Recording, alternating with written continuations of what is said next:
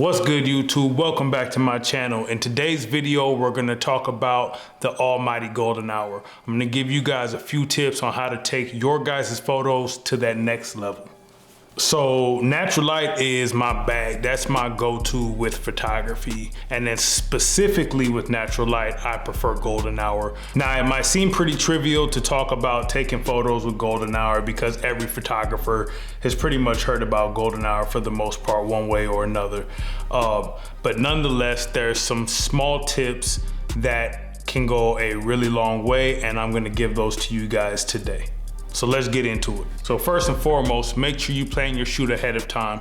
You wanna make sure that you know what time your sun is gonna set and when your golden hour is, because it's a small window of time that you have to use. So you wanna know where it's at in the season because that changes with daylight savings. So you wanna make sure that you're there, and not only are you there for that time, but you wanna make sure that you get to your location ahead of time so that you're ready, you're set up, you know what you're gonna do, and you don't miss your window of lighting. Trust me, this is an easy thing to mess up. We all know shoots don't always go as planned.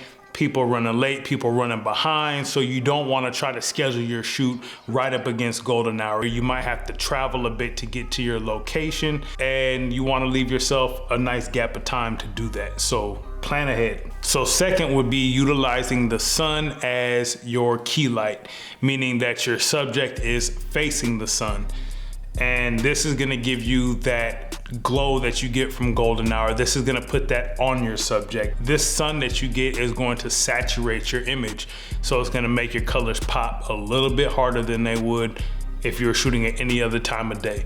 So you'll position your subject facing the sun. And what I find is usually with shooting these, depending on where you're at in golden hour, you have to be aware of your shadow. So sometimes it's easier to shoot with a longer focal length lens so you could stand further away from your subject. This will allow some distance between you and them, and it casts your shadow on the ground instead of it being on your subject. And when you're trying to get the angle that you need, you end up casting a whole shadow in front of them, and now you can't see anything and your shot is pretty much shit.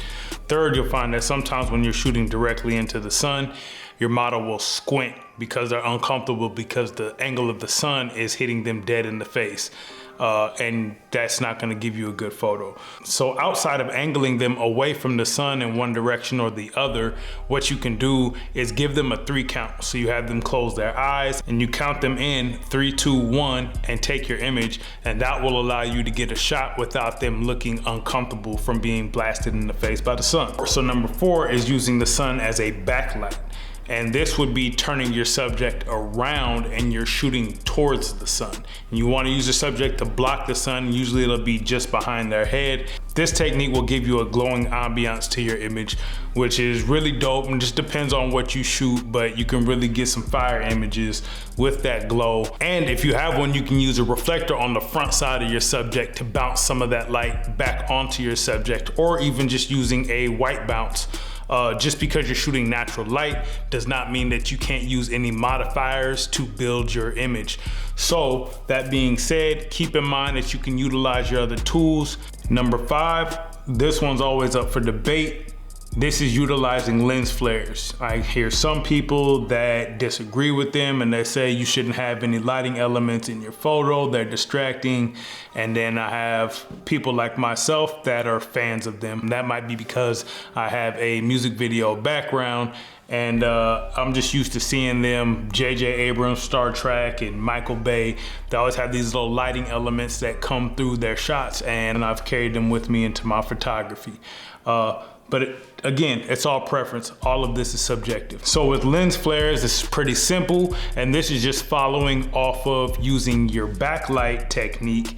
All you have to do is, you don't even have to move your subject.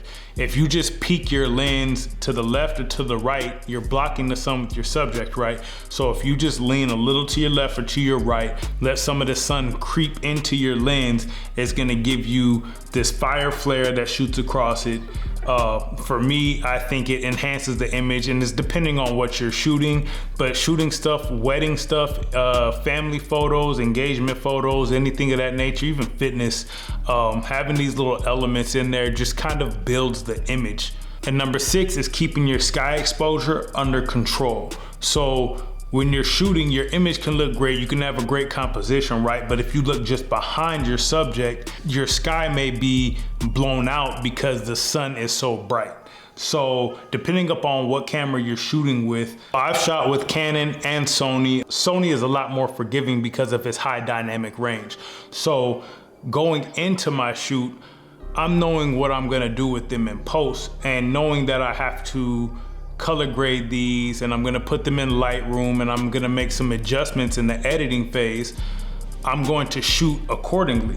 So what you want to do is slightly underexpose your image. Now you might be shooting with another camera, but you still want to keep these same tips in mind to underexpose your image, because anything that's blown out in your image, the data is unretrievable. Now, if it's underexposed, you can always brighten that. You can always bring that up.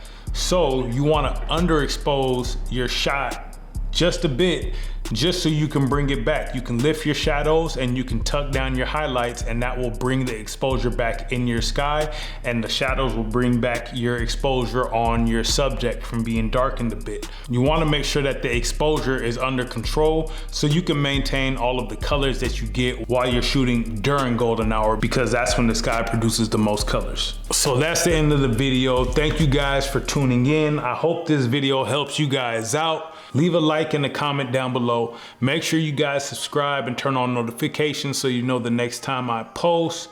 And until the next time.